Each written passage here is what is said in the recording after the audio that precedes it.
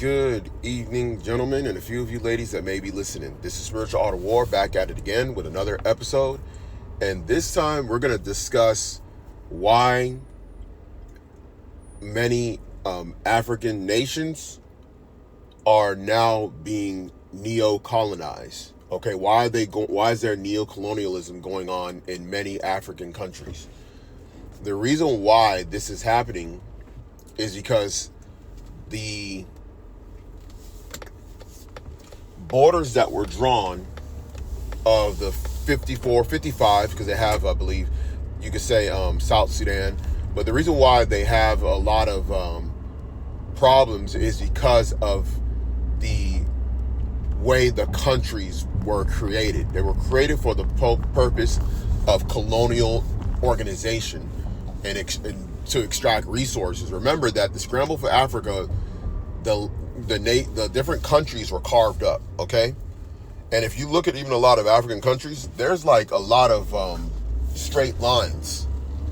I mean, it's not like the crazy, very distinct borders that you see in Europe, okay? Which Europe is filled with what's called ethno-states, okay? Where a predominant or a plurality of an ethnic group is the primary people of that particular country, okay? You do have some overlap where there's a minority of people from another ethnic group or maybe speak another language, but those people are kind of expected, already know that they're going to speak the primary language of the dominant ethnicity, right? And they did that because there's more stability inside of ethno-states. Now, when you're talking about Africa, Africa is still a colonial state. Now, there are some, you could say academics or those in academia that will say that countries in Africa, or most countries in Africa, what they call multinational states. And this is one of the things that a lot of people don't understand when they look at different countries and some of the issues, is that the reason why they call it multinational states because those ethnic groups are their own nations. And I think I said it previously, you could look up old writings and you can see that back in the 1800s, the Europeans referred to different tribes, or as you call tribes, as nation groups. They were actually nations, okay? So when they would talk about the people as far as what they were known for, each group that you today call tribes, which you could say really are ethnic groups, just like a German is an ethnicity or a French is an ethnicity, they were viewed as nations, because you got to understand what a nation state is, okay? So an ethno-state or nation state is going to have the highest level of stability because the people have a common language, they have a common ideology, whether it's religion or whether it's socio-political, and they already have an established means of commerce that they're already kind of used to, right? So everybody's in their own orders, and including the social structure of families, everything is pretty much understood. So now when they go into the modern state, the modern area, or you could say industrialization, they can easily more adapt because they have this common means of communication, which would allow them to communicate information more effectively to continue to industrialize and improve. This is where you see the likes of like a Japan, how they rapidly went through an industrialization period after, centuries of largely isolation, right? And even within Japan, they had their different, clans. You had their different periods, and there was some division among them, but they were still largely the same ethnic group, the Yamato people, okay? They had the Ainu, but largely the Yamato people are the predominant group. 90 to 94%, I believe, of the population of Japan is Yamamoto.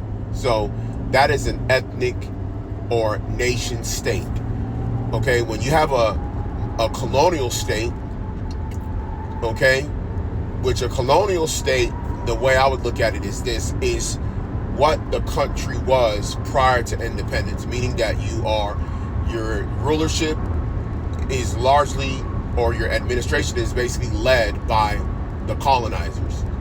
Okay? Then now they would have like more of an indirect rule. That's the reason why you didn't really see that many, especially like in the tropical West and Central Africa, you didn't really see that many white people there because it was very dangerous from a disease standpoint, where they would not be able to survive. So what they did is they would just appoint different people to basically direct their own people until independence. That's largely like how a lot of it was set up. Except for like South Africa. South Africa is not a tropical location. A lot of people think all of Africa is tropical. But unfortunately, ignorance continues to reign supreme even in 2025. South Africa has a very different weather. They actually have, winter. In fact, winter is going on right now. The summertime it's actually opposite seasons because they're in the southern hemisphere. Okay, so this would not be like the best time to travel there. If you travel there, you actually want to travel to South Africa during, North American winter time to enjoy, the sun and the beach and all that. Now, when you get independence as a colonial state, you transfer into what's called a multinational state. Okay, where multiple ethnicities are in the country. And multinational states are very, very unstable because of the differences among the different ethnic groups or nationalities within the borders. Okay, there's going to be issues with who's ruling. There's going to be issues on how to rule. There's going to be issues with people fearing certain groups. And, this is very common. I'm going to actually go into detail in some of these things and show you how toxic it is. Okay, because in these multinational states or post-colonial states, what happens is that there's one or two things that can happen. One is a group that's favored by the colonialists prior to independence, which leads to what you call a bit of arrogance and feeling that group should continue ruling because they had better relations with the British or with the French or whoever. And then you also have the other end, which is you have maybe an ethnic group that is actually naturally more dominant in various areas, okay? Especially like commerce, education. So if you have a group that has, is more talented, more effective, and more ready to basically progress than other groups, then what will happen is the groups that feel themselves to be inferior to that group will team up to bring that other particular ethnicity down. So that can happen as well. You could have either the group that was perceived to be favored or that has the perceived leadership position be taken down by other ethnic groups. And then you have the group, you have, again, the group that's more talented, more capable, who will end up, being the eye of envy because they will be viewed as, more progressive, more dominant, more capable, and more talented, and therefore that will be viewed as a dangerous, as a threat. They'll just be viewed as a threat to the other groups who would rather, crabs in a bucket, bring them down to their level. Okay? So now what's happened is because of these multinational states that were former colonial states, they experience instability, as you've seen in many countries. Africa and Asia, you have countries that have a large amount of instability because they're multinational states. This includes India too. India is also a multinational state, believe it or not. I know some people think it's all Hindi. No, they have multiple religions. You have a large number of Muslims, even though they're minority, and you have different ethnic groups within India. Okay, then you have the caste system. Okay, you have so many things going on. So it is a multinational state, which is the reason why even though they would be viewed as potentially having a leg up, but if you look at it, there's a lot of issues with India compared to like their Chinese counterpart. And these are systemic things that they cannot fix because of the differences within their borders. Versus China, the overwhelming majority of the people are Han Chinese and speak Mandarin. Okay? You have a minority that speaks Cantonese. But even those that speak Cantonese, they're expected, okay, by the Chinese government to learn to speak Mandarin. Okay? So they have an understanding, even though the minority group may feel that their Cantonese background may be shunned or isolated or even kind of looked down upon, right?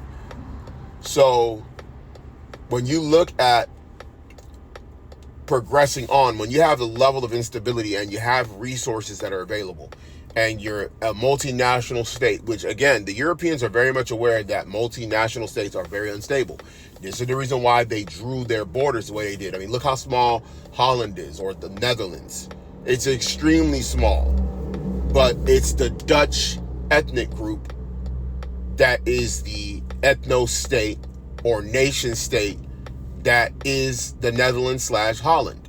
And they had, because they were able to pull together and have their mind for their own best interests, because they're thinking about ways to protect themselves and to grow their economy and protect their interests, they're able to focus on that quote unquote national pride, which actually is a huge motivating factor for building nations, kingdoms, and empires. Okay? It's a main motivation, bro. Like national identity is a big driver when it comes to a group of people wanting to be dominant, because they begin to feel that their way is supreme. Okay? They begin to look at their ways, they look at their neighbors' ways, and whether right or wrong, they judge their neighbors as being inferior, and then they seek to dominate them, or at least at the bare minimum influence and acculturate them. Okay? And this is where empires come into play, which empires is not an uncommon behavior among human beings. It's a natural thing for human beings that do feel dominant to go that route eventually, unless they have an ideology that is more of an isolationist, or they're more of a pacifist type of people, right? And they're not an aggressive type of people, and it's an actual philosophy, meaning they check their impulse of desiring to conquer and dominate other people. Okay?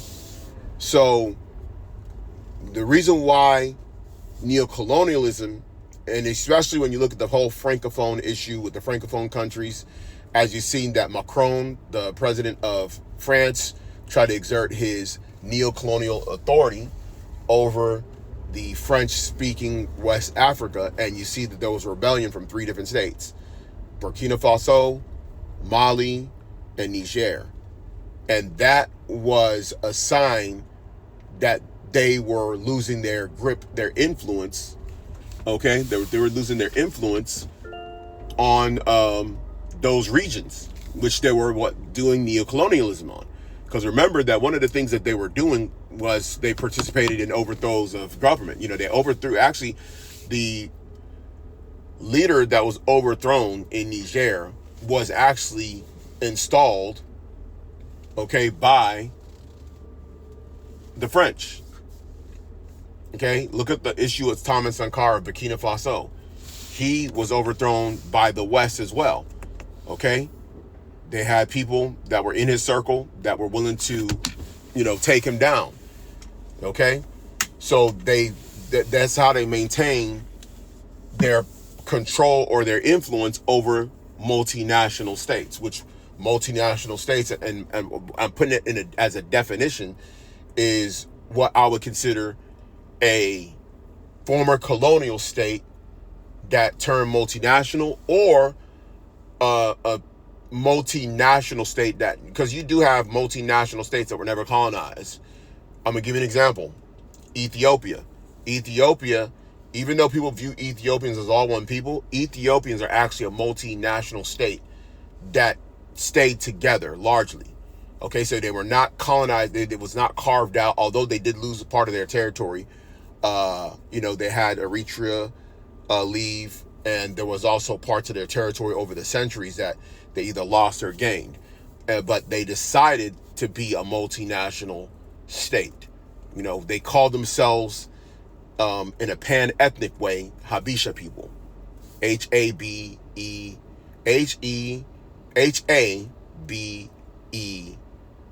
Habesha people.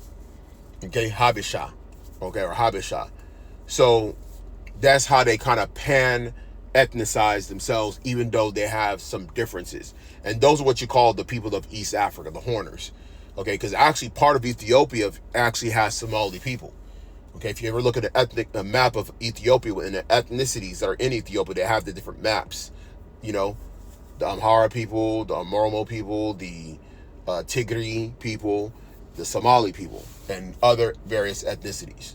Okay, so they're a multinational state, but they decided to be a multinational state.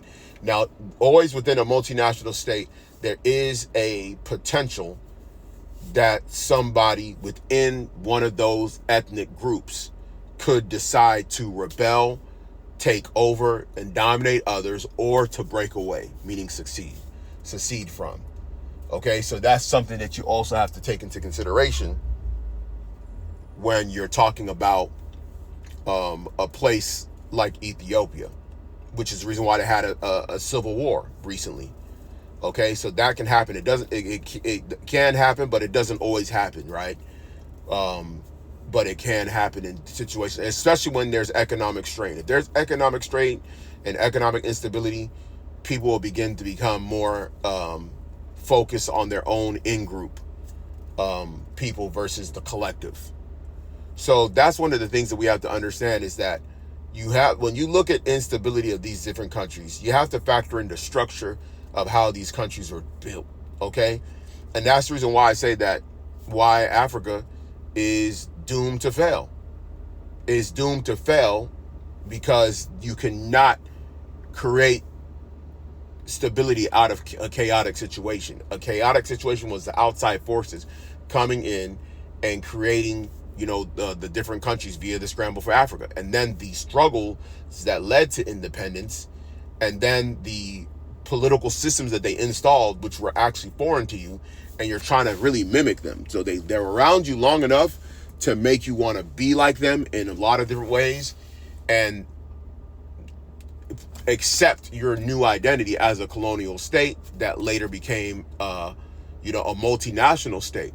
And this is the reason, and I'm telling you right now, I've talked this ad nauseum on forums, to people in person, to multiple groups of people from these types of backgrounds.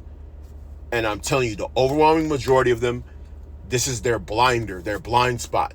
They do not see that they know that a multi-ethnic state is not has tension, but so many of them, especially those that later became westernized, they believe it can be overcome. And they look at models like Canada and the United States as a way to see that a multi-ethnic nation or multinational or multiracial nation can work.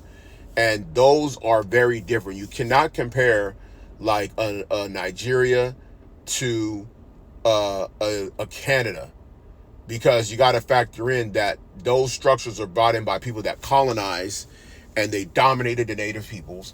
They set up their own institutions. They set up their own government system. And then what they did is they said, we're going to allow X amount of people into our countries, and we're going to control and we're going to assimilate them. So you got people that are already leaving their countries, and they're deciding to come to another to be to be an American or to be a Canadian. It's a very different thing than when you have people that are native to the land, carved in, and then being told to get along. When really there's no historical basis behind why those groups were all carved together. There's none. The so-called white anthropologists and will try and say, well, they're all black. They're all black. Oh, Bantu. Oh, they're all Bantu people. You know, they're all Afro-Asiatics. You know, it is, you know, they'll just, this is the very simple-minded types that don't really respect the nuance of everything, right? So that's the reason why Africa is doomed. It's not because the thing about it is, and I'll definitely get into a separatist movement. Okay, I'm gonna have to actually like get on a computer and pull up some things. These are ones that I can just kind of talk about as I'm driving. You know, I just figure like sometimes when I get home, a lot of times I'm just like either, you know, I'm watching something, you know, documentary or whatever, or I might be reading. So a lot of times, if I just want to get my mind free, I just kind of do it while I'm driving. But I will do some stuff where I will sit down because I want to do. There's certain things that I want to get into that are going to be very, very specific, and I have to do it a certain way for certain reasons. And it's basically there's certain things y'all would need to see that I can't just discuss, just talking. Okay, so you know that's just what it is, man. When it comes to that, there's more where that came from. I'll probably see if I can think about another part because I can go in so many details of this. You know what I'm saying? But you know that's something that I was just thinking about earlier today, and in fact, I'm about to do a reaction to one of these gentlemen. He had some thought-provoking questions for some young university students, and it was something to behold. So I might have to do a reaction to that. I don't know how long those will be because those will be pretty long. I might have to split it up into multiple parts because I want to react to everything that he talked about because there was so much depth and meat into some of the stuff he's talking about, you know. And you'll know who I'm talking about when I do it because I'm going to have probably a multi-part series when I get to it. But I think it's a very important series for those that want to know, especially if you're younger, man. A lot of you that have the future of wanting to be, you know, when you're young, you're very zealous. You want to see change. You believe that you can move mountains. And that's a good energy to have if it's in the right place. But if you are jumping into something you don't even understand the flaw or the origin of like the problem, if you're not able to properly diagnose, you're just going to be out there like a loose cannon. And when you get shot out, boom, you're going to hit something that you shouldn't have hit. So that's the reason why it's very important for people to get a good understanding of the world before them and the world that they're currently in before they think about the world to come. So let me know what you think in the comments. Like, share, subscribe, and I'll catch you in the next episode.